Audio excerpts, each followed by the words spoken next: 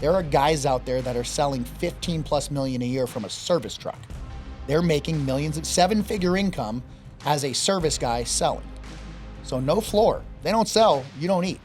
The salesperson needs to win, but win with integrity and service. And the homeowner has to win. The homeowner cannot win if you don't know how to do your job right. But me fighting is not just fighting for the family, it's also fighting for the customer. Statistically, 90% of air conditioners are installed wrong by licensed bonded companies. I'm fighting for the homeowner just like I'm fighting for my family. And if they don't choose me, they're gonna get screwed by the other guy. So I'm fighting for them just as much as I'm fighting for us. Welcome back to the Sales Wars podcast. This is actually episode 2. I am not your host, Andrew Dobbins, but I am going to be interviewing Andrew Dobbins today to get a little bit more information about his life, his background. We left off our last episode talking about risks and the second part or the second half of your life really being characterized by the risks that you take. So do you want to finish talking about high school a little bit? That's where we ended up. So how did high school end for you? Barely. I was last day of school finishing a project with my best friend just so that I could walk across the stage. So I did mostly good, but I was the night before study and pass the test because I can do that really fast, but homework, not so much. So I had a really big project. It was worth like half the grade and I had not turned it in. So my teacher was like, you ain't walking across if you don't do this thing. So I still got a D in the class, but scraped by barely. Okay. Yeah. So graduated from high school and then you transitioned into what? So summertime, lifeguarding, and then a semester of college. And a little bit into the semester of college, I knew this is not happening. I didn't sign up for a 4-year degree and didn't do the SATs, didn't do all of the stuff. And so I just jumped into a junior college and then it's like, no, this is not going to happen. Jumped into the Marine Corps 6 months later. I finished the semester out because you get a meritorious promotion if you have just 6 months done. So I did one semester, got the meritorious promotion at a boot camp, and then into the Marine Corps. So. Okay. What was your experience like in the Marines? What were some of the major lessons that you learned there? Some of the major lessons, let me think here. So Marine Corps is, if you talk to anyone, whether you're staying 4 years or you do your 20, it is a love-hate relationship. Love the brotherhood, love how you grow and everything. But there's a lot of little things that you have to deal with that are more than annoyances. Mm-hmm. And so lessons, just hard work, show up 15 minutes early. If you're not 15 minutes early, you're late. And I got a lot of experience in just leaving the home, traveling, and got to do some pretty cool duties. Did any of that prepare you for being in the world of sales? Not at all. Not the being on time early? Well, sure. If you're showing up late to a customer's house, you're already, especially if the person has had military experience, mm-hmm. You're climbing a mountain at that point. If you're not calling ahead of time, showing up prior, and then I usually wait around the corner and make sure that I'm on time. I just park ahead of time, but I don't like to walk in the door more than 5 minutes prior because then you catch them off guard if they're not ready. And so definitely don't ever be late. Look sharp, clean cut, professional, and have a good, what the Marines would call bearing, mm-hmm. right? So your bearing is how you present. So when you present to the customer, confidence is huge. And so when you carry that bearing, you typically do well because they trust you. Okay. So any exciting things that you got to be a part of or do in the Marines before you were done with that? Yeah. I went in thinking that I was going to do a lateral move over to being a Navy SEAL. Recruiter did not tell me that you need to go infantry to do recon and then go SEAL. And so I ended up going in as military police. But even though I found out I was not on the path unless I re-upped for another 4 years to do what I intended, I got selected right out of school to be presidential security. So just like the Air Force has Air Force One, the Marines have Marine One, the presidential helicopter, the white top, green bottom that the president flies around on. So ended up getting top secret clearance and working in that department, doing security for Marine One. So you got out of the Marines, and then how did you transition to where you are now? I happen to know it's a pretty unique, kind of risky story there. So it was a lot of prayer and figuring out what to do with my life. Getting out of the Marine Corps, going back into civilian life I didn't really know what I wanted to do. I thought I had a trajectory. I thought, hey, I think it would be good to go and be a youth pastor and go down that road. But as I prayed about it and I was directed through a whole bunch of confirmations to come to Tucson, I argued for a while because there were no Bible colleges in Tucson. And so I'm like, I think this is my life's path, and I am being directed to Tucson and there's no Bible colleges. This makes no sense. So I argued for a while, but after enough confirmations and different things, I was like, okay, I guess when I get out, I'm going to Tucson. So hopped on a Greyhound bus from Quantico, Virginia, packed up my boxes, all my belongings and I taped them together. I don't know if you ever rode a Greyhound, but you have, for each box, you have to pay extra. So I took like as many boxes as I could and I would tape them all together to get a lower cost and try to package them. And so you take a dolly and load them up, but I had boxes all taped together so I got charged less. And then shove them underneath the bus, hop on that bus for 3 days and make a new life. That is not your normal way to do a move, for sure. Yeah, 3-day bus ride on a Greyhound, and I didn't know anyone here. So it was like, I'm moving there. I have no vehicle. I have a bicycle. That was it, because before I got out of the Marine Corps, I was going snowboarding, and the vehicle slipped on ice, and I wrecked the vehicle, and my insurance had just lapsed. So I did not have a vehicle, had my bicycle, had my boxes, had a snowboard. So that was fun, arriving in the Tucson Greyhound station. Pretty sure I was the only guy with the snowboard. So you didn't know anybody in Tucson. Yeah. Had you ever been to Tucson before? Nope. Closest I came was Phoenix. My dad was teaching seminars, so once in a while he would drag the family along and stay at a resort in Phoenix while he was teaching. He was a chiropractor, so he was teaching other doctors on different things. So that is quite a risk. Most people would not move to a city they had never been to with nobody that they knew and try to start a life. Probably why I argued so much in my prayer life. Needed lots of confirmation because it just didn't make sense to me. It's like, so, but felt that was the right move and jumped into it. So you ended up in Tucson. What year was that? It was 2002 in July. In July. Why was that burned into your memory? It was hot. I grew up in the Bay Area and very moderate weather in the East Bay. I grew up in a little island, Alameda, and has beautiful weather. Typically there's fog in the morning, and about 11 o'clock the fog breaks and it's nice, sunny, cool day. And then Quantico, they have all the seasons, but July in Tucson, with no car, riding a bicycle around, trying to turn applications in, that is pretty memorable. After about 2 weeks of that, I had blisters and scabs on my lips and ears. And yeah, as you can imagine, if I'm showing up and there's sweat all over the application and I'm red, like beet red, walking in, turning it in, nobody called me. It was a pretty rough go. So you had a hard time finding a job. Who finally gave you a job? So I thought that, hey, it should be pretty easy to go and be a server at a restaurant. I was 21 at the time. So I had been in the Marine Corps thinking, hey, I can turn this in and go be a server, make tips, and then do some more college at the time. And no one was even calling me back. So finally, I walked into Pizza Hut there at 22nd and Wilmot. If you know Tucson, it's right near Davis-Monthan Air Force Base, which I had moved into in a small apartment right next to base because I still had base access. So I finally, after 2 weeks, go in there on my bike. And they found out I just got out of the Marine Corps, and the only question, they took the application, asked me one question, and said, you're hired. They said, do you still have base access? I said, yeah. They said, you're hired right now. And the reason is, this is shortly after 9/11. It was extremely difficult to get onto any military base without, by the time you could get on, the pizzas were cold. And so I could just roll right in. I had my ID, just go in, deliver pizza. And so it was an easy decision for them. And how long were you delivering pizzas for?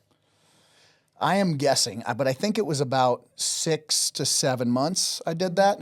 And it was living tight, man. I was definitely using any advantage I could eating their food while I was working because I was still trying to work out. I was going to college at the time. And man, when I was on shift, I was definitely taking my half off of the pizza and eating because I was living on scraps. So I would if I would go on to the base and shop, because when you're shopping there, there's no taxes and the food and the items are a lot cheaper. So I would go there, buy potatoes and oatmeal, eggs, tuna fish, and chicken. That was like my whole thing. I needed to get enough carbs, enough protein, and that sustained me in addition to the pizza. You know, it's making sense now why you're not excited when I say I want to order pizza. I never thought about that, but a lot of times I would get the pizza, but I would also, they had salads, and I would just load a bunch of chicken onto the salad, roasted chicken, and then I would do that. That instead sounds of more like pizza. you. A little more healthy. Yes. Yeah. Yes.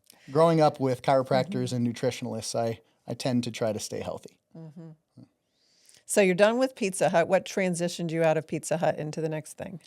I was broke. So trying to live on tips and whatnot, it was living tight. And by the time I was able to get hired at Pizza Hut, I bought a vehicle because I'm not delivering pizza on a bicycle.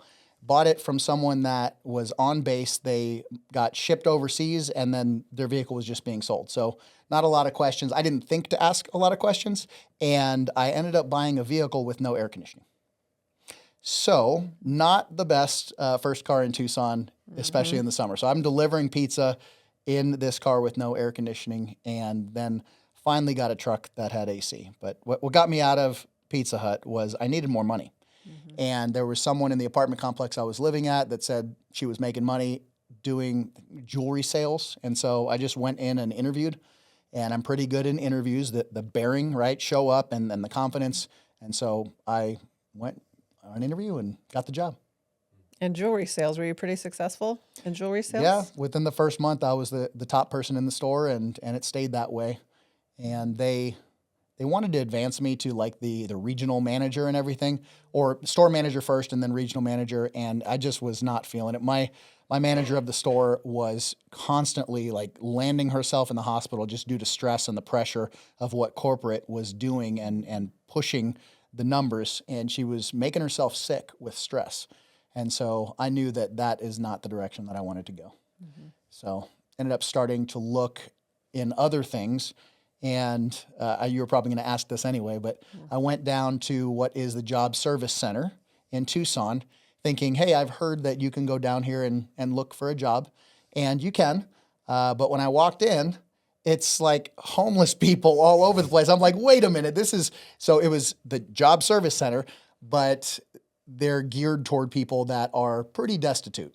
Regardless, I waited my turn, went in there, got on one of their computers with the old screens with the green letters. And on one side, it was the job title and the categories. And I went right to the sales category, and I was not even looking at what the job was. On the other side, the right side of the screen, they had income ranges. And so I was just scrolling down the income range, saw one that said 50 to 100 grand, and then went over to the other side. Oh, it's an air conditioning company. I'm going to go interview there. That's what I did. So your entrance into the home service world was simply a financial decision. You had no interest in actually in home sales or I had experience. never even heard of it. It was just, I ended up being really good at sales, and I was looking for more income, found a sales job that had higher income, and it happened to be in home service.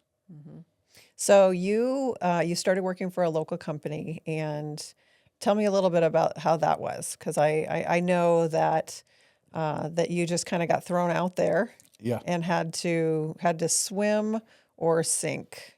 So Pretty much. So what was that like? Because I think that's a lot of young sales. Actually, they don't have to be young. A new salesman end up getting thrown out into the field without necessarily all the knowledge that they need, but they're still expected to sell. So imagine all I've done is sold jewelry or like candy bars. Candy bars, right? Yes. And so the only other thing that I did, and one of the reasons I think I got the job, other than being a Marine, having good bearing, was I had gotten right. One of the first people I met in Tucson was someone who was in the Amway business, which is a direct sales model where you build a business, you sell product, and then you get other people to sell the product, and you build a business in that way. And so one of the biggest benefits that I got from jumping into that is they understand that people who have jobs don't have a business mentality, and you have to learn that. You can't just jump in and know how to operate a business. So part of the success that I've had, I believe, are some very core habits that they taught me. Read at least one book a month on growth, leadership, sales, psychology, like those type of things to grow your mind. Do at least a podcast or some type of audio once per day. So one book a month, 1 hour at least of something you're listening to every day. And then last, once a quarter, go to a conference where you're engulfed and you're just immersed in this culture where there's other people that are way beyond where you're at, that are multimillionaires. And if you want to be like them, get around these people and associate with them. Because what you consume is what you're programming your subconscious with, is who you're becoming. So part of why I think I got the job at the local AC company is I had studied psychology, I'd studied Dale Carnegie, and I went in, I just said, hey, I'm certified in these things, I've been doing this, and they saw something and allowed me with zero experience to jump into that job. And so jumping in, I don't know anything. I know how to do what I've done before, which had no relation to in-home sales. Rode with a guy who had been doing it for a while on like a couple of calls. He showed me how to fill out a contract, and it was, there wasn't typing. We're talking about carbon copy, like 3-ply carbon copy, press hard, sign here, and my handwriting is atrocious. So I was. It is. Yes. I can verify. And so I write in print because you cannot read my cursive. All caps, because that's what the Marine Corps tells you to do anyway when you're filling out your logs. So all caps in print. They still couldn't read my writing. I was constantly having challenges with that. But here's how to fill it out. Here's what to write. And here's a couple appointments. And then go sell something, right? And they were teaching me to do it. What I now know is all wrong. No heat load calculations, no blower door. Just go in there, ask them what the square footage is, look at the old system, and basically guess on the size without all of the proper calculations. So, it's 1,600 square feet. You got a 4-ton, or 2,000 square feet. It's 5. Or what do you have now? Oh, you got a 3? Yeah, you should do that again. Right? So no real training other than here's the presentation, right? You have the binder, the 3-ring binder with the laminated sheets, and you go through their presentation. So I learned how to do that, learned how to guess on the size and replace it with what they had and fill out a rudimentary contract. But went in on the first call and sold it and kept on doing that. Is that pretty typical in our world? Not at all. Well, is it pretty typical for salesmen to be expected to sell in that way with very little knowledge? Oh yeah, you get guys in the trade all the time, and it could be regardless of which specific trade. But go out there and try to sell, and then figure it out. Not having, like when we train guys, when we bring on someone who has a sales background but doesn't have the rest of it, it can take months to teach all of the different things, how to use the programs, how to present, what to say, what not to say, like all of the different things. It takes a long time. I was out within, I think, a week and a half running calls.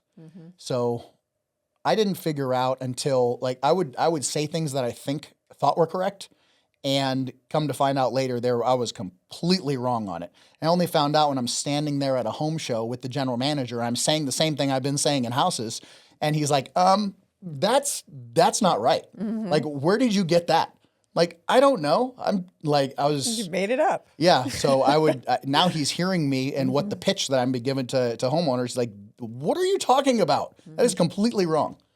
So it was much later with lots of training that I learned what I was supposed to do, but thrown out there without any of that knowledge. Do you think that is a little bit of why you want to be a part of training up a new generation of salespeople so that they don't make some of the mistakes that you did? Yeah, it's when I think about the homeowner, like everyone has to win. The companies that they're working for need to win. They've got to earn a profit in order to stay in business. The salesperson needs to win, but win with integrity and service. And the homeowner has to win. The homeowner cannot win if you don't know how to do your job right. If you're going in, and if you're in the air conditioning trade, you're going in and you don't know what size a return needs to be, and you have too high of static pressure, and you cause systematic failure throughout the system where the blower motor fails, the coil leaks, the compressor fails, all because of back pressure, or you have leaky ductwork that you're not addressing and the customer's electric bills are twice as much as they should be, or you get mold in the system. There's all kinds of cascading negative effects if you don't know the engineering side of this business. And so really, really important to get that right. And so we want to teach that, and we want to teach it in every category. You can get plumbing very wrong and have catastrophic effects. Electrical, really bad. You can have fires, roofs, you have leaks. So any of you gotta know how to be personal and deal with the sales side. But if you don't know the product and what you're doing, you're going to screw the homeowner over unknowingly. And it's one of the things that really made me mad is after I learned what should be done. I had left the first company that I was at because they started sending me to trainings, and then I bring that training back and say, hey, I just found out that we're doing this all wrong. I went to a train boot camp or a Linux week-long class, and they say, you have to do these things. I bring it back with the documentation, say, I need this program, I need this training, I need this program, here's what the manufacturer says to do. And they'd be like, think about me at like 23, 24 years old, and they're like, oh, that's nice, kid. I've been third generation. I've been doing this for a long time. Go do what I said, right? I'm like, but the guys that make the stuff that you just sent me training to said I need, kid, listen, go measure the square footage and do it this way. And it was only after I went and did what they said because I didn't know any better. Like he's been doing this for a long time, third generation in the industry. And it was only after I started hearing customer complaints where it's like, oh, we can't seem to remove the humidity properly from the house. Well, what happened? Well, I didn't know what happened. I'm just hearing about the service calls or the issues on the back end. And come to find out, of course, it's an oversized system and it's kicking on and off too frequently. You're causing mold and it feels cold but wet in the house. Or it was too small of a system and it was undersized and they're hot. Or the motor broke in 2 years. What happened? I didn't know what I was doing. And then I learned I was supposed to be doing something different, and they said, no, you just do what I said. And then so after 4 years of being at that company, I left there and went to a different company. Luckily, that company sat me down and said, I know you've been doing this for 4 years. You're not allowed to sell for us because I know the company you came from, and you're not allowed to sell. Sit down, here's a set of plans, here's the engineering software. You need to learn how to do this and you need to learn all this stuff. And so after 4 years of selling and making a really good living, they sat me in an office for 3 months and didn't allow me to sell anything until I knew all of this stuff. And so really good that I learned that and then continued that education afterward with even more like BPI certification for AC and heat pump and things like that. So I remember somewhere in the mix of all that, I entered the scene. You did? I did, because I remember you working at the first company because when we met, that was what you were doing, was air conditioning sales. So I remember pretty clearly the process of, I don't know, I guess we would call it salesmanship in trying to get yourself a girlfriend. Is that right? Yeah, I guess I would put it that way. I don't think you knew it at the time. You learned later what happened. I knew something was going on. You're like, what just happened? Yes, because this weird guy, yes, this socially awkward man keeps coming up and standing way too close and looking at me dead in my eyes and not blinking and not looking away. Yeah. And I could tell what we were trying to do. And I was very actively running away. So I know that there was definitely a sales aspect to that process of approaching a relationship as well. Am I right? Oh, absolutely. Yes. Okay. Yeah. So tell me a little bit about that. So we met at church, and after about 6 months of us flying in the same circles in the same groups, a young adult college age group, and you would kind of swing by the men's Bible studies on occasion at Matt's house or just at the young adult thing on Friday night. And I had a friend who was a part of the group ask me, hey, who are you interested in? Who are you dating? I'm just like, there's not really anybody that I'm pursuing right now. If there was anybody that I know currently, and I mentioned your name, he's like, dude, time's ticking. What are you waiting for? And so I just kind of meditated on that for a while. I was like, you're right. And I just made a decision. I'm going to now pursue this. And so.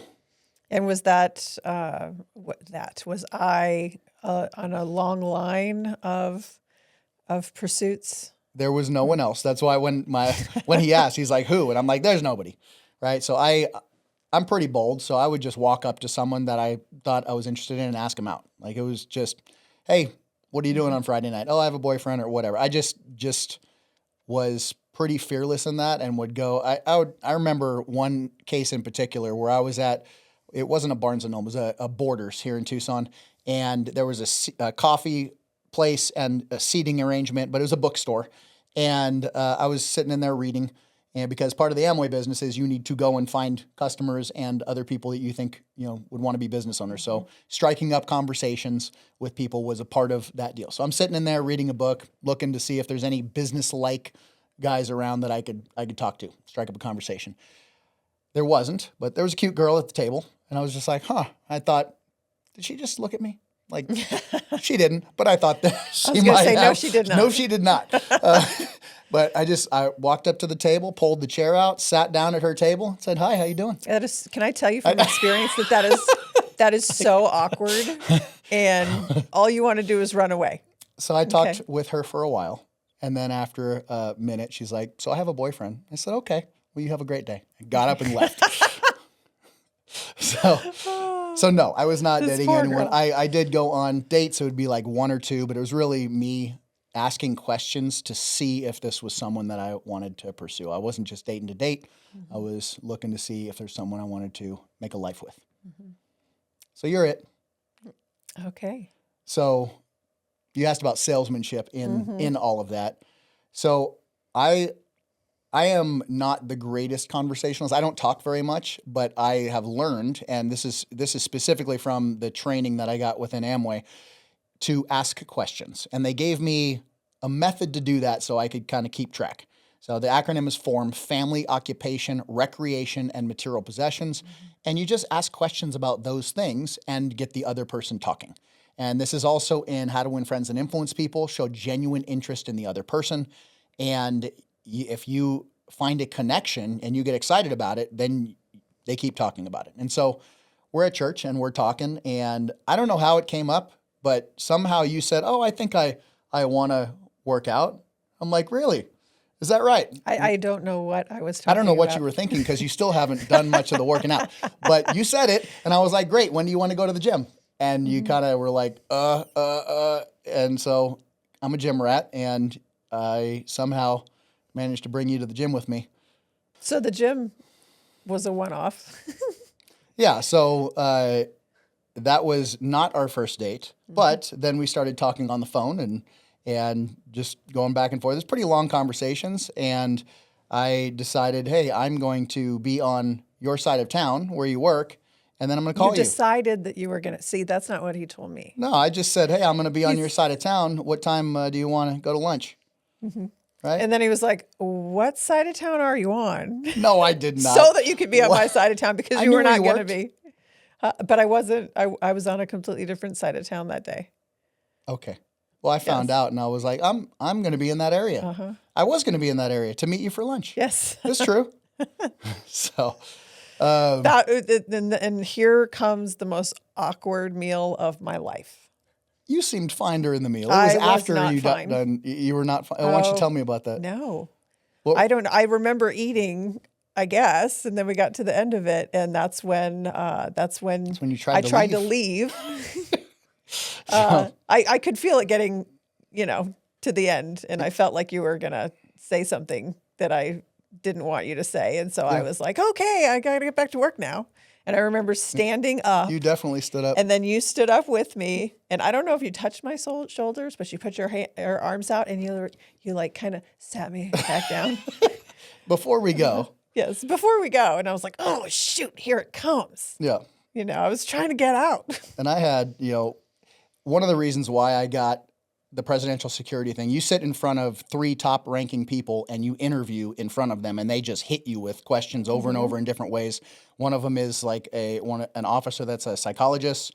Then you have the guy that's in charge of the unit, and they just like hit you. And I'm able to ahead of time rehearse and then just say the stuff. So I had done that in my head before our lunch, and I said, so what I'd like to do is spend more time together to develop more of a friendship. and see if there's a possibility of a future relationship. And then I just stared at you and waited for an Awkwardly. answer. And I just stared and so I had my hand under the table and I was pinching my leg Yep. so hard because I was trying not to, I don't know, bust out laughing or I was just trying so hard to keep a straight face when all I wanted to do was run away or laugh. And so, So you said, I have enough friends. so I said, I have enough friends. Yes. So, which I did. I said, I have enough friends. And I actually have more friends that I'm able to even keep up with now. So I don't know if I can add more friends to my list. I have enough friends. Yes. But I mean, I knew you weren't really looking for a friend anyway. So that. We spend more time together to develop a friendship to see if there's possibility for something else, right? And I think I remember saying, I have enough friends. yes, I didn't. Yes. And then I just didn't ask again and let the deal just fall away, right? That's what you do as a salesperson. That's You just, not what you did. You get an objection and you just run away. Isn't that what I did? That's not what you did. If I remember correctly, you said, well, I'm not hearing you say no.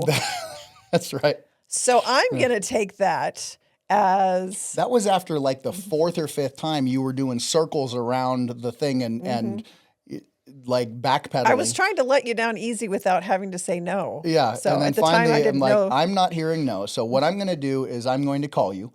And if you want to go out again, we will. If not, then okay. But until you I say think you no, said, I'm going to pursue you until you close the door. there you go. Right? And so then I had somewhere along the lines, I don't know if it was at that lunch or some other time, but I had found out your favorite ice cream from Cold Stone and knew you like steak. And I had some Omaha steaks that were frozen in my freezer. And so I was like, I'm going to go into Cold Stone and stand in line. And then I called you. So I'm at work when this call comes through, and I'm surrounded by other people. Yeah.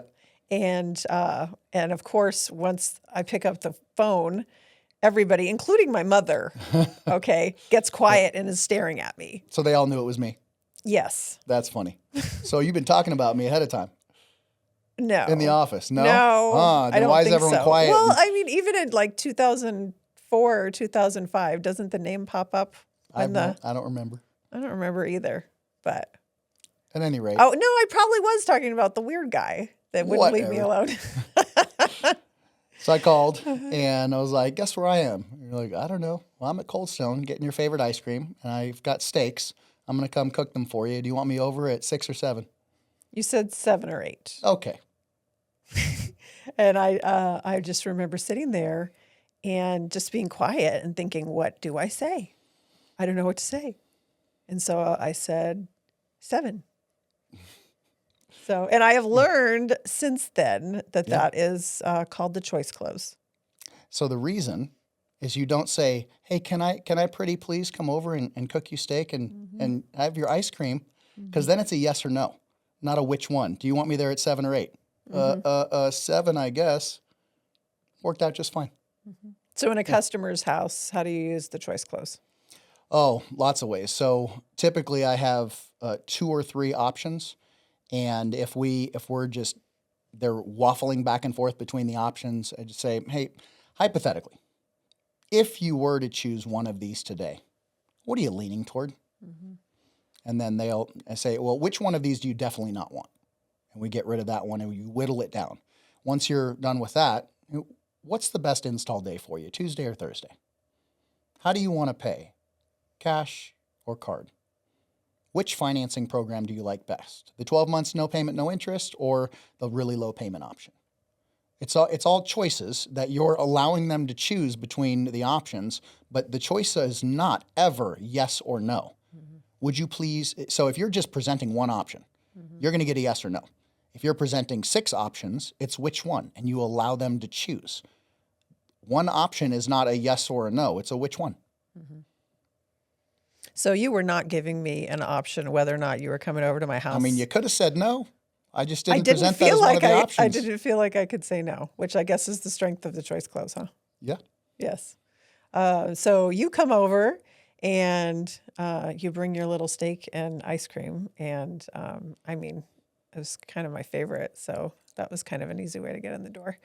But I mean, the only reason that you knew that is because you were paying attention and you were listening, That's right. which is the only reason why you knew what I liked. Mm-hmm. So I think that for me, that kind of was the bigger thing, is that you were actually paying attention and you were taking note of the things that I was interested in.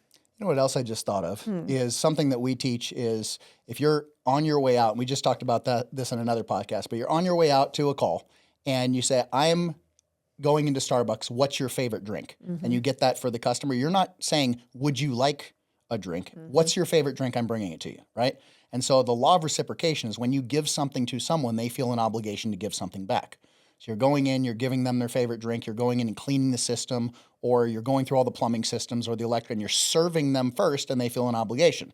Well, I went and cooked you steak and got your favorite ice cream. So you gave me your time, and we talked for hours. Did you know I wasn't about doing that on the purpose. law I just- of reciprocity? I'm sure it's in a lot of books that I've read, so I'm sure I knew it, but I wasn't thinking that at the time. The choice close, that was on purpose. Okay. I'm just thinking, what on earth would you have been thinking that you were going to get in return?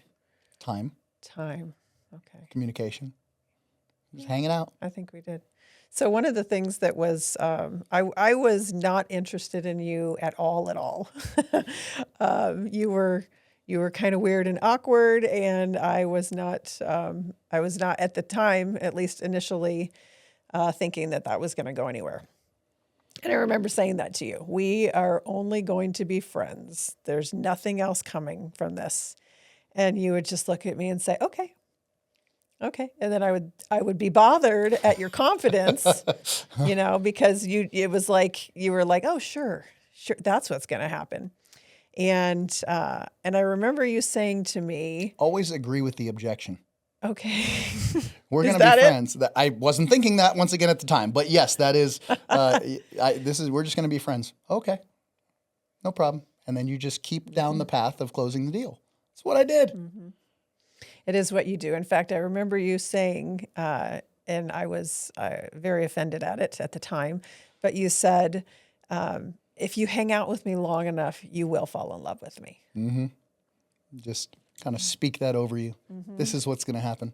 As I look right at you with 100% confidence, and you were quite offended at my confidence in saying that. It was who talks like that? I didn't know. I had never met anybody, and I still have not since met anybody that talks like that. So I remember being very committed to not falling in love with you. How'd that work out for you? I don't know. I mean, we've been married for almost 19 years, Yeah. and we have 4 kids. So I don't think it went well for you. Yeah. It went very well for you. Well for you too, I think. Just not what you were stuck at doing. This is correct. Yeah. So, the one thing about you, I think at this point, or at that point, that for me left an open door, because I wasn't particularly interested, was what I saw in you as far as character and integrity. And the thing I think that people will find the most interesting about you, and the most unique, maybe, because you don't really see it much these days, is your commitment not just to your faith, but you actually, people thought you were married walking around because you always wore a ring on your finger. So at the time, we would call that a purity ring, because that was something that was very, very, very important to you, which was waiting until marriage to have sex for the first time. So that was something that I knew about you, something that you had shared, and something that I was very intrigued by. I mean, that was my world. I was a speaker and an educator within that realm, and also very, very passionate about the same thing. And so I saw that as something that we had in common. And it was that really that I think for me caused there to be any kind of an open door. So that is not very, I would say it's very unique, very unusual, especially these days, but even then for a young man, good looking, intelligent, fit, who would have that standard. And so can you share just a little bit about that, since you don't get to talk about that very much? Yeah. somewhere along the lines, I mean, grew up in church and had, my mom in particular, I'd leave the house and she'd, on the way out the door, be like, keep your pants zipped up, right? Okay. But somewhere along the lines, I made the commitment for myself and was like, no, this is a value that I have. I'm going to stay pure until we get married. And so through the Marine Corps and then after until we got married when I was 26, just had that commitment. And that's one of the things that I was looking for as I was going on dates and interviewing people. If they didn't have that value, if they didn't have a desire to have God a central part of their life and purity as a value, it is a one date thing. Like, okay, nice, have a good day. And that's it. So you're really the only one that I've ever pursued for that, and kind of tenacity kept coming after you. Mm-hmm. Mm-hmm. Any other salesy things with me? I remember seeing a book on your bookshelf. When you talk about that, I mean, we don't have to. I'm a student of all things. Sure. So this book was called How to Make Anybody Fall in Love with You. And I remember spying it on the bookshelf and saying, what's this? I spent a lot of times in Barnes and Noble, for the Hemway. All kinds. Came across that one. So it was, it's funny. It was more of the science of what happens in the body, what chemicals are released, and the fact that you're on drugs when you're in the in love phase for Now, when a you couple say of on years. drugs, what do you mean? Because you're not on drugs. I mean, your head's in the clouds, like what happens when you use other substances. So a chemical called phenylethylamine gets released into the body, and you literally don't think clearly for a couple of years. And so it's why when I'm talking to our kids, I'm like, you need to wait a couple of years before you really start seeing the flaws in someone, because your head's in the clouds when you're in love. And so they had strategies of how to make that happen faster, like looking someone in the eyes. And if you took that one to an extreme. I took that one to heart. I was definitely looking you in the eyes, and I don't know if it went as I was hoping, because you were creeped out by it. No, crazy eyes. Yeah, I think is what I call that. If you guys get a freeze frame, you're going to see crazy eyes all the time. It's just a unconscious thing that I do, where she calls it crazy eyes. It's just intense. Yes, your eyes.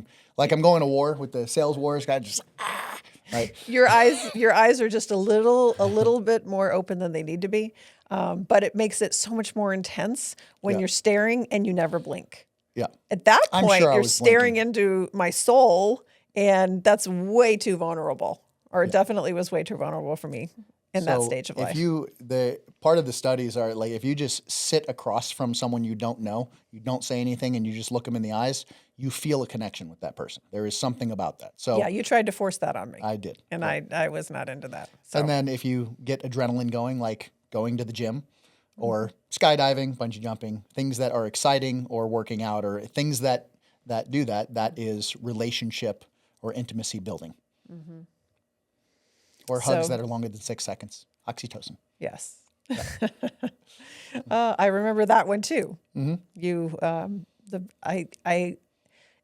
one is burned into my memory too. The very first time you hugged me, and I remember saying, "Ow, I don't like this." You're lumpy.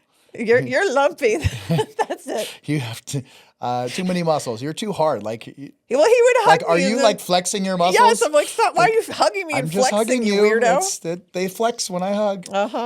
Well, I had never apparently been hugged by a muscly guy before, and nothing about it was comfortable. Yeah. So, yeah, I remember thinking, I don't know if I'm going to do that again. You don't mind anymore. No, I don't mind anymore. So, yes, you have been taking care of yourself for a good 20 plus years. So. Unless I have an injury. I've gotten fat a couple times. COVID. You got COVID fat. That was fun. Injury and then COVID, and we should show some before and afters. Just throw that up on the screen. Maybe at another time. Yeah. Yes, but you had a pretty incredible before and after. So, so you were actually, let's get back into your home service life. You were at 2 different companies before transitioning into business ownership. So you went from being a salesman to a business owner. Describe that journey a little bit. How did that happen? And what were some of the major lessons that you learned in that process? So part of being in the Amway business was just like you're a business owner. It's not the same kind of business. Like my parents are chiropractors; they're business owners, but it's a one man shop. Or like my dad had his own place. There wasn't. I mean, sometimes there wasn't even a secretary. Right? It's kind of like a realtor. Owning a business with lots of employees is very different. So yes, I was a business owner with Amway, but going to the conferences and having that taught, I knew I wanted to own my own business in one fashion or another.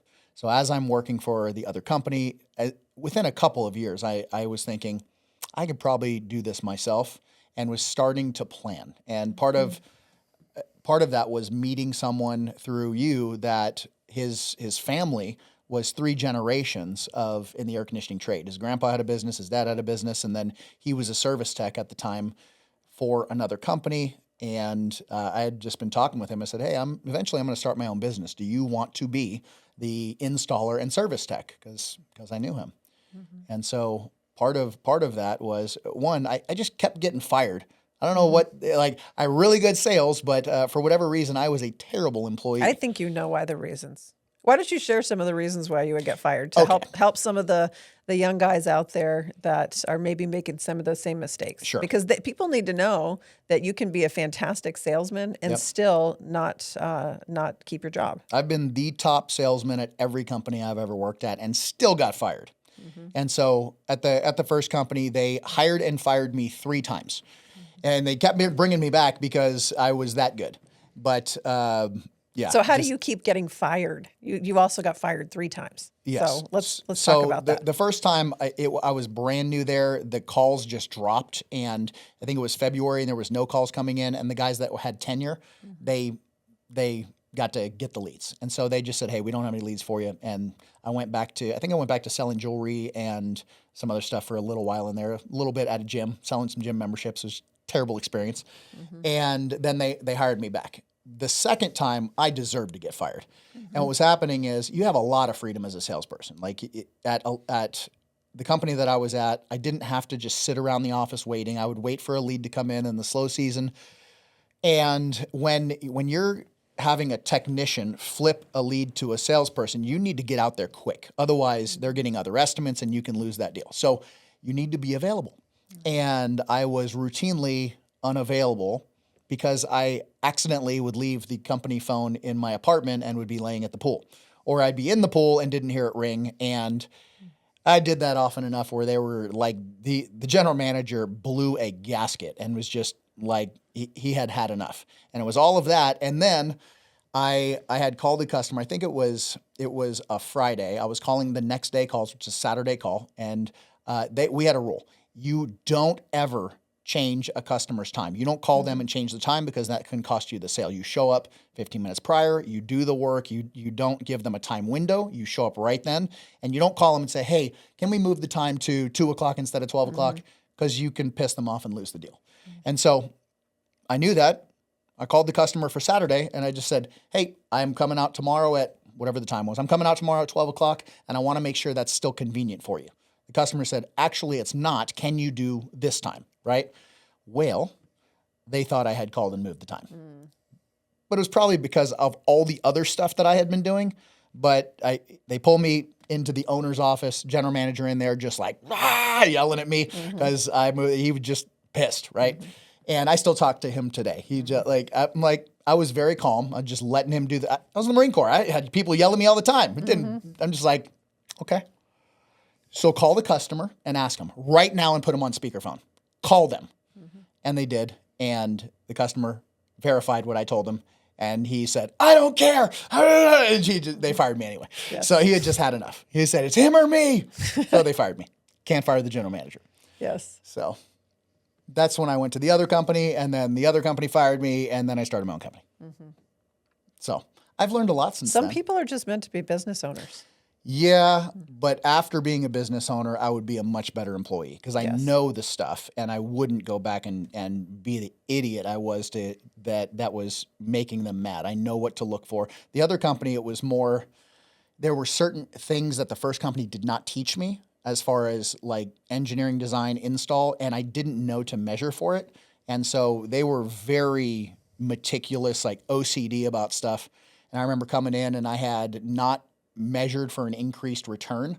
And then they ended up having to increase the return, took the job a couple hours longer, and they were just like, they didn't stand. They wanted guys who had done install before to go and do the sales. Problem is, installers or service techs are not as good as salespeople. And so I was like triple the sales of their next best guy. But they had their way of doing it. So that's when I went and started my own company. So you ended up starting your own company with a partner. Yeah. And we've learned some lessons about partnerships. Absolutely. So share a little bit of your experience and what you learned about starting a new business with a partner.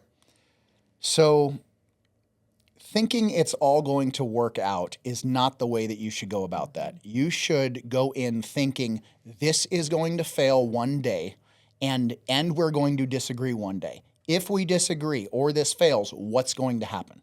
You think of the absolute worst case scenario, and so we went in 50-50 partners, no clauses, just wrote it up, no lawyer, hey, it'll all work out. We're both Christians. We're going to get along, and he'll do the service and install, and I'll do the sales, and everything's great, right? And it was great for a little while, right? So I went from working for the last company, and I made $135,000. It's back in 2008. And it sounded like you said the glass company. The last company. The last company. The last company, yeah. Made $135,000 selling for them, which is pretty dang good for 2008.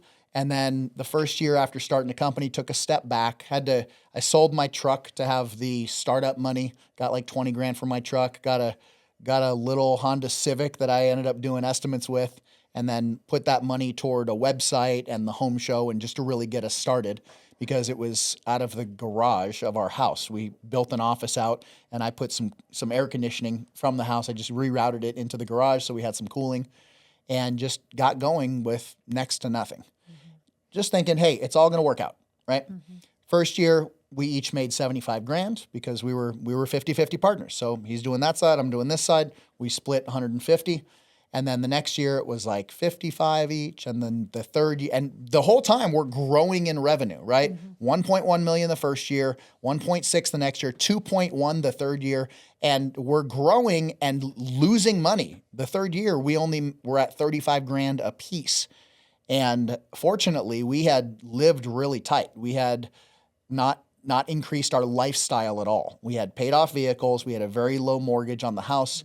And he did not live that way. And so he had Denali with a high payment, nicer house, and these things. And so as the income started to shrink, there were challenges.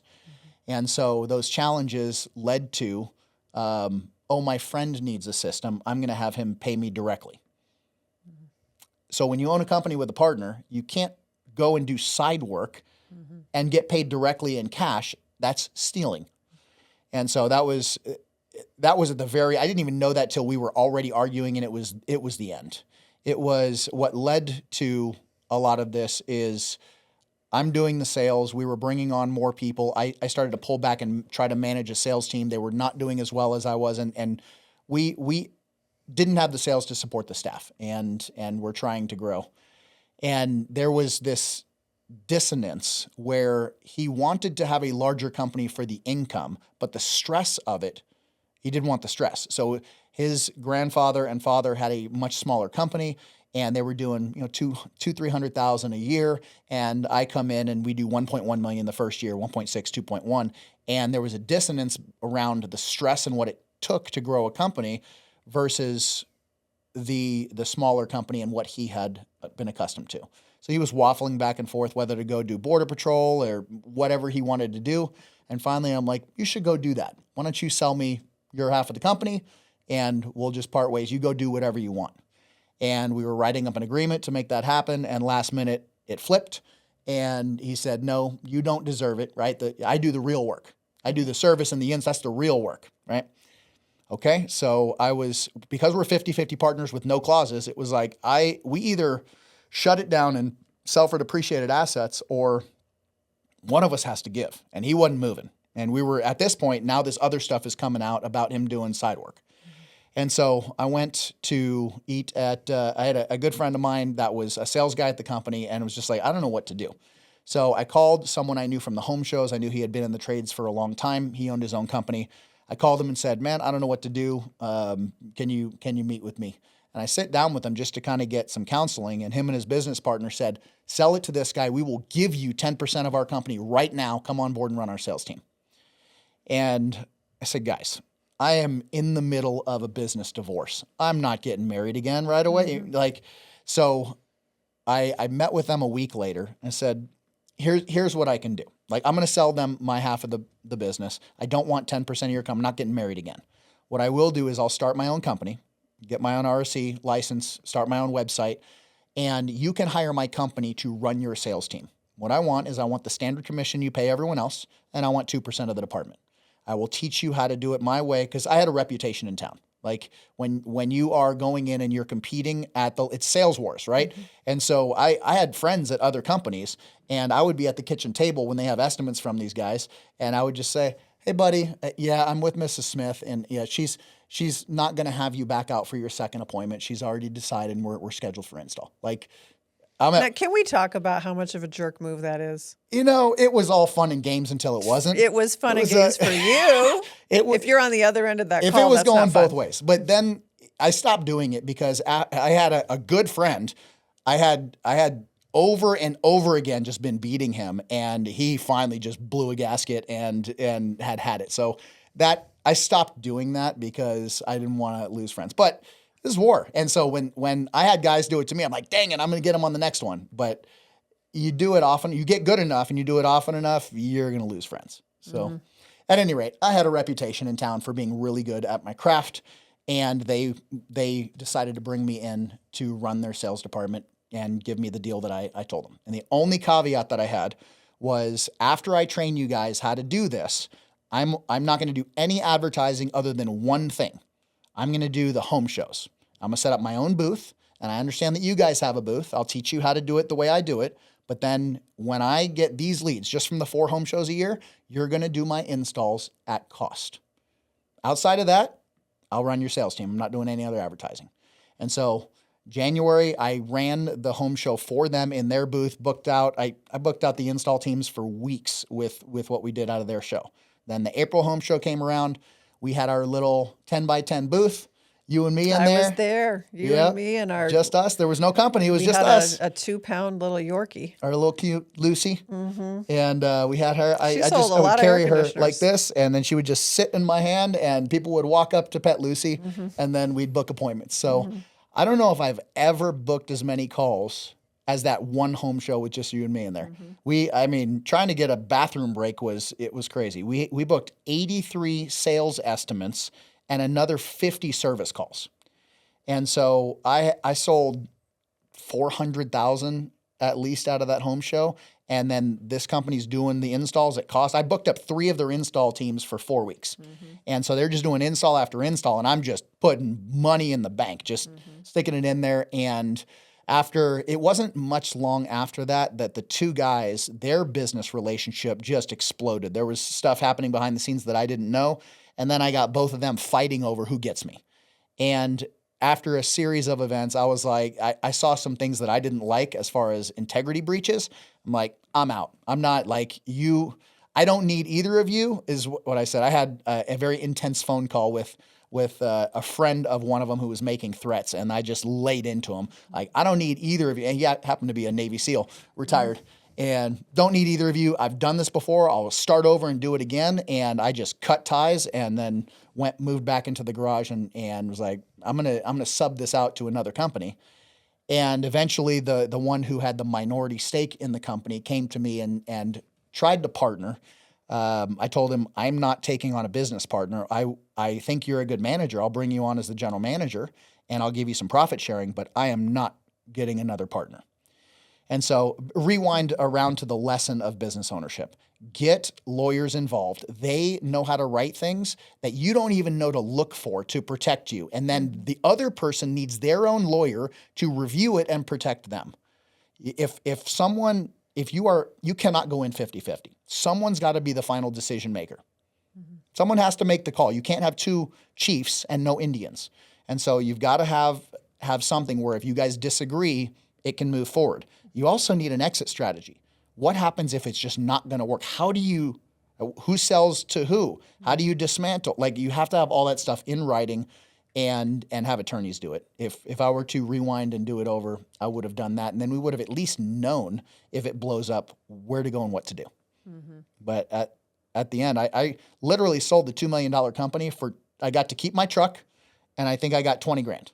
20 grand, got to keep my truck and my laptop, and that's it. Now, after I started this company, Which is? Intelligent Design. That's right. So started this company, and a year and a half later, he was bankrupt and $500,000 in the hole, owing the IRS. He was shutting it down, and I ended up buying the brand, the customer base, and the vehicles back for 20 grand.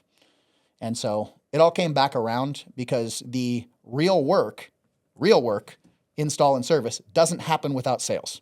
And he learned that real fast when I was not there to do the sales. And so in a year and a half, going belly up and owing 500 grand, being in the hole, there's a lot of expenses operating a business, and nothing happens if the sale doesn't happen first. There's a lot of lessons in that. Yeah. So I remember being on the other side of it. So we were running out of the garage originally. Yeah.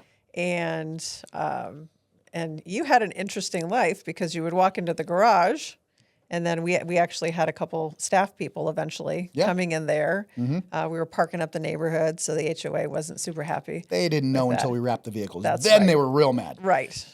Yeah.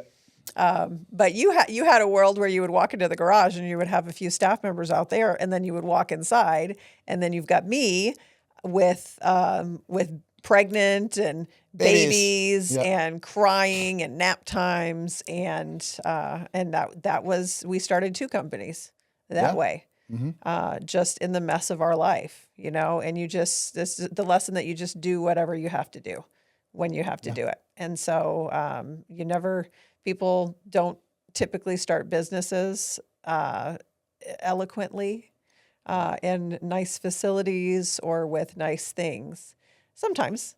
But more often than not, you just start with very, very minimal space, or if it be, supplies or whatever. And just knowing that's how you get started. And you don't know how to run a business. I forget who said it. It might be the guy, Michael Gerber, with the E-Myth, but and you have something happen in your life, and you have an entrepreneurial seizure, and you go into business and then figure it out. Yep.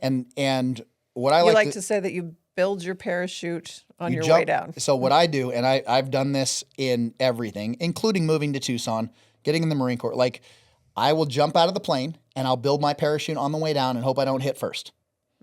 But I am a big risk taker, and you have to be as an entrepreneur. And part of the thing is, if you go and you look at kind of the levels of risk, I would think the lowest level of a risk taker is like a postal worker or a government employee, or just like a straight salary, like safe job. 401k. You see, just insurance. you get the bennies, and we need those people. And that's fine. Then you take a step up with higher risk, is you don't have the base. You have, like commission sales, there is no floor, but there's also no ceiling. You can get as good as you want. You can grow your mind. You can grow your ability. You can make as much money as you set out to do. There are guys out there that are selling 15 plus million a year from a service truck. They're making millions of 7-figure income as a service guy selling. So no floor. They don't sell, you don't eat. If you go hunting and you don't kill anything, you don't get to eat. And it's that way in sales. And so stepping into that kind of thing, I never had a base. I always was straight commission as soon as I got into air conditioning, and I would never go back to having a base and a smaller commission. If you need that, I would say you need to grow your sales ability. If you're so afraid that you need a salary and then a commission on top, you will always make way more money. If you say, I don't need a floor because I'm so good, I know that just give me the commission and I'll make way more that way. And if you're not that good and you're not that confident, you need to go and read some books, listen to podcasts, and get better. And so that step of government employee, Marine Corps, to commission sales leads into the business owner. The risk of that is the highest risk, because you're not only having no floor, but you don't get to just take that money. If you're trying to grow, you have to go over and over again. And you don't jump out of one plane. You build the parachute and then you cut it and you try to build another one. You keep putting the money back in the pot if you want to grow.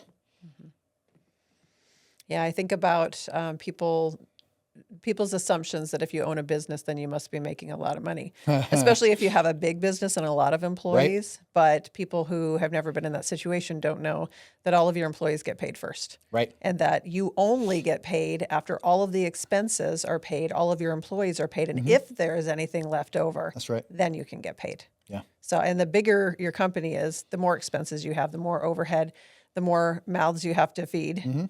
And so it becomes even harder to make a profit to then be able to make anything. Yeah. In our current structure right now, at this point in time, our break-even point is $1.2 million a month. If we do below that, the company loses money. Who is the company? That would be us at the end of the day. Yeah. So the idea of the company losing money, making money, or losing money, it all comes on us. Yeah. Right.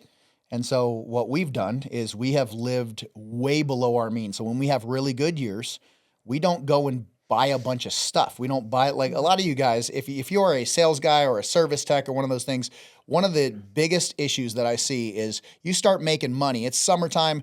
You're like, oh man, this is great. And you go buy a motorcycle or a quad or some jet skis or whatever the toy is that you think you want. And then winter comes along and you're begging the owner for an advance. Live small. Invest, and until the investments are paying you more than your job, which will gain you freedom to where you don't have to work and you can choose whether or not you want to come to work every day, you should not be buying toys. Those toys come after your investments are paying you more than your job. And then you can really choose. You can choose a life of freedom and come to work if you want to, or if you don't want to. You've got this side income that's paying you more than you need to survive. And only then did we go and buy nicer things. The nice house, the nice cars, the jet skis, all the toys came after all of our other investments were paying us to where I knew we could survive in all of my expenses if the business made zero. And we've had to do that. We have had to do that because sometimes you make a lot of money and other times you got to fix stuff and you can make no money. There have been years where things went sideways and it's like, are we going to have to close the doors? Yep. The most memorable is I made an attempt to expand. We moved the whole family. We're like, hey, we're doing well in Tucson. We're going to grow this. We're going to add another location. And we moved up to Phoenix. We're going to add another location. Guy that I put in charge of Tucson decided he wanted to own the company and tried to create a mutiny, shoved it like the finances into the toilet where we were in the hole and only weeks away from not being able to make payroll. And you were pregnant with our last one. Actually, but we had a newborn. Yeah. He was days old. And I came down. I was spending 3 days a week in Tucson and the rest of the time up in Phoenix. I was selling up in Phoenix. We were driving up service techs and installers and looked at the books. And I called you and said, hon, I live in Tucson now. Like I live here permanently. I know you've got the house with the family up in Phoenix. I got to fix this. If I don't fix this right now, we don't have a business. We can't pay for the house. We can't pay for anything. And so I pulled all the sales calls off the board of the sales team because they were failing miserably and had no sales on the books. And I just, I think it was about 2.5 months before I let them have sales calls again. But just went out there and started selling and fired the guy that tried to create a mutiny along with anyone that had loyalties to him. This is after 1.5 years of being in Phoenix. He just tanked the company in Tucson, and we were real close to shutting down. I remember very well getting that phone call of you saying that I live in Tucson now. You live in Tucson. And I very quickly replied with, well, we don't do our family like that. So I'll do whatever I can to get this house ready to sell and move me and these 4 kids back to Tucson. But meanwhile, you're sleeping on the couch at the office. I had a bed, remember? We built a little apartment for me in the back. So I had a little queen bed back there because I was down there 3 days a week. Right. So you moved in with your parents, and I kept sleeping at the office unless it was a weekend because I was working so late. There was no point in making the drive home. getting up early and working late. And I was just running call after call and managing more of a skeleton crew because we had to drastically lower expenses to get out of the hole. So that was actually where I really, for the first time, met the sales warrior. So, and the whole idea around the sales wars theming, because you moved back to Tucson and you were in save the business mode. So you moved back to Tucson, we were $500,000 in debt, and you were doing absolutely everything that you could to save the company and keep the doors open. And I remember in that season of life that that you were so serious, and you would literally say, "This is war. You know, I'm going to war for my family. I have to save this business. I'm going to war for all of my employees." You would go into a customer's house, and you would be kind and you would be loving and all of those things, but you had to get the sale because you had to feed your family and you had all of these other people relying on you. And that period of time, we saw unprecedented sales numbers. Yeah. So what was it? Within a few months, you had pulled us out of that $500,000 and we were on the upside. Your closing ratio was what? Almost 100%, right? Yeah. I'm not leaving unless you kick me out. I'm getting this sale. And I have a process of asking questions to identify what the customer wants and serve them, but also find out who the competitor is, what product they're selling, what price it is. There's just certain questions that you can kind of tee up for the customer to glean this information. And once I find out what the efficiency or the system is, I can systematically dismantle the competitor and lean the customer in our direction. And so I have a very rigid process that works extremely well to do that. Had a 100% closing ratio for months. And we've never seen that again. No, it's not. I was just determined, like, I'm not leaving. And it wasn't because I was doing extreme discounts either. It was just my process proved that we were the right company, the right product, the right warranties, and people trusted us more than the other company. There's something about having your back against a wall. Yep. And in front of you being the people that you care about and you love and your family and those who you have to perform for, that brings out something in you that you didn't even know you had, right? Which is a sales warrior. Yep. Push my back against a wall. A lot of people with fear, there's fight or flight. Oh, I fight. And I'm going in, and the customer doesn't know I'm fighting like that because I'm serving and happy and loving to them. But me fighting is not just fighting for the family, it's also fighting for the customer. If you've got other companies that are going to screw the customer over because they're not doing the right size, they're not doing the ductwork, what needs to be done. Right. Statistically, 90% of air conditioners are installed wrong by licensed bonded companies. I'm fighting for the homeowner just like I'm fighting for my family. And if they don't choose me, they're going to get screwed by the other guy. So I'm fighting for them just as much as I'm fighting for us. So you talked about the second company, which is Intelligent Design, which is what we still have.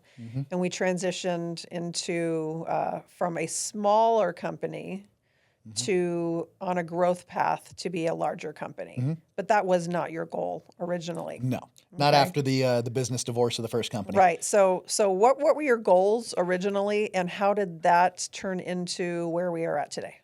Shoot, originally, like being able to just subcontract to another company, use their office, and just cash in on the sales that I have, and then run their sales department. Dude, I would have made so much money without all the stress and everything. So I was living fat until their business relationship blew up. So I was real excited about that whole prospect. It just fell apart. And then I was going to keep it small, but then we brought on one of the former business owners of the last company. I'm like, well, I guess we need to grow it because I got to pay his salary, and I'm now responsible for him and his family and the profit sharing. So okay, we got to grow some. And so going from, hey, we'll just sub this out to we got to probably hire some guys. So what we did first is we hired an install crew, and then grew to having 2 service techs and 2 install crews. And with the general manager, 1 person answering phones and doing the accounting, she did both, the guy doing the management of the 2 install crews and the 2 service techs, we did $3.85 million in the first 12 months. So let's talk about that, just numbers wise within our home service industry. Typically, how many companies actually get to that point? How many companies go out of business? Yeah, my understanding is 90% of companies in the trades, AC, plumbing, electric, style companies, never hit $1 million in total revenue. Wow. So, I mean, that was back in 2012. We're doing 3.85 million. Today, with the price increases, it would be double or triple because of how much the prices have gone up. That's $10 million. Yeah. Yeah. So what are where are we at currently with intelligent design, as far as numbers and employees, and what goals are you looking at trying to hit in the coming years? Yeah, so what it looks like for 2026 is we're going to easily hit 25 million. Our stretch goal is to be at 30 or more. And with a 20% net minimum. Right now we have 80 employees. In order to do that, I'll probably need to be at about 90. So we're adding installers, technicians, and sales staff. And so right now our focus is on key roles in the company, high level, top tier talent in key positions so that we have the right people that can figure out the how. But right now, easily 25 million next year, probably more like 30 if everything goes well. And then long term, in the next 3 years, we've talked about and around different numbers. I just recently went to the Ben Hardy's scaling summit, and he rearranged my brain around different goals. And so I think the way that we're strategizing right now is what would it be like if we could get to 100 million in 3 years, right? 30 and then 60 and then 100, and make sure we maintain at least a 20% net. So that's what we're strategizing for right now. And what a lot of people who are not in Tucson or around our business, they don't know is that we have 5 verticals actually, which is very, very unusual. HVAC, plumbing, electric, solar, and roofing. And so we actually have a lot of different departments that can help us get to those numbers. Yeah. So it's not just like if I was trying to do that with just air conditioning, it'd be a whole different animal. Oh, yeah. But we need, as we gain the customers, and we like to say one call does it all for all the major systems in your home. So once we have a customer doing their maintenance, our family bundle package allows us to maintain all of those systems, and it allows when people need a roof, when they need electrical, when they need their solar cleaned or maintained or a panel broke, or like all of these things, I can advertise for one, pivot, and then gain for all of them in serving that customer. And they love that they can just make one phone call once they trust a company and they trust us to do the job right. They don't need to fish around and figure it out every time. So lots of big goals and lots of exciting things happening with intelligent design.